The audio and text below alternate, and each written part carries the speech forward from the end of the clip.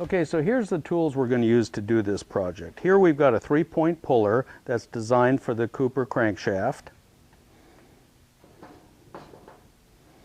Here's an extension rod that we got to put the puller onto that will go down into the crankshaft. Remember, the bolt that goes into the crankshaft is 75 millimeters long, so we've got to make an extension or a spacer that'll compensate for that distance. Then you've got just a normal 1/2-inch drive breaker bar. Gives you some leverage.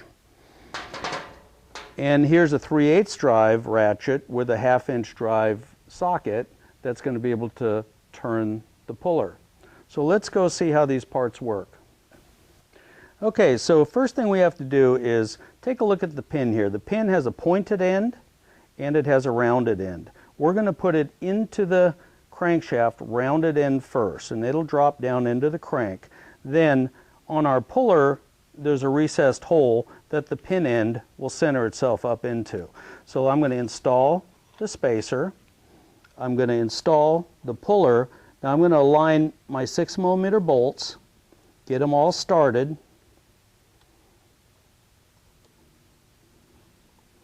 Now the bolts just need to be hand tightened, and you're going to go all the way till they stop, because it's a blind hole and it'll stop at the end.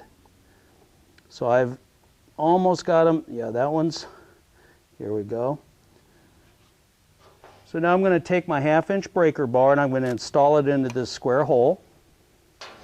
Then I'm going to take my ratchet with the 1/2-inch drive socket, install it onto the screw of the puller, and then I'm going to hold this tight and I'm going to start rotating the center bolt. The center bolt is essentially screwing into the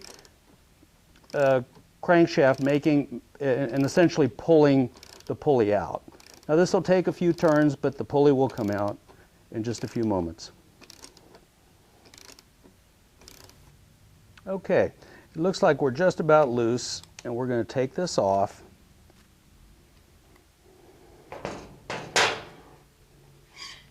I'm going to use my magnet to pull out the extension pin. And let's take a look at what we have going on here. Now this engine here does not have a crank seal in the front in it anymore, but if you want to replace that crank seal, now's the time to do it. If you see any signs of leakage coming off of here, you're going to want to get a new crank seal, replace it at this time, because in order to replace it, you'll have to take the vibration dampener off again. So let's see what we're going to replace this vibration dampener with. Okay, we're going to go with an aftermarket vibration dampener that's a fluid-filled unit. The factory rubber-filled units aren't that durable when it comes to adding any kind of pulley or any kind of high-performance driving, and I've seen them fail quite too often just in a stock engine. Just on a stock engine, they like to start breaking down of the rubber pieces. So to install the piece, what you're going to do is basically center it up on the crankshaft. The hole is just a little bit undersized, so it'll have to be kind of a press fit. Now, since we've got that pulley has to start out about 25 millimeters further out. You've got to start with a bolt that's longer than the factory bolt. You're going to start off pulling it on with a longer bolt, and then when you get close to the end, you'll use your factory bolt to snug it up and then torque it to factory specs.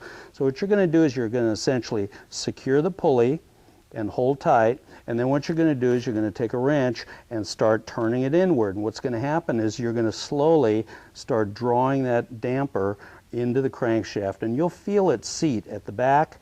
Then what you'll do is you'll take your factory bolt, you'll tighten it down, torque it to specs, and you'll be finished.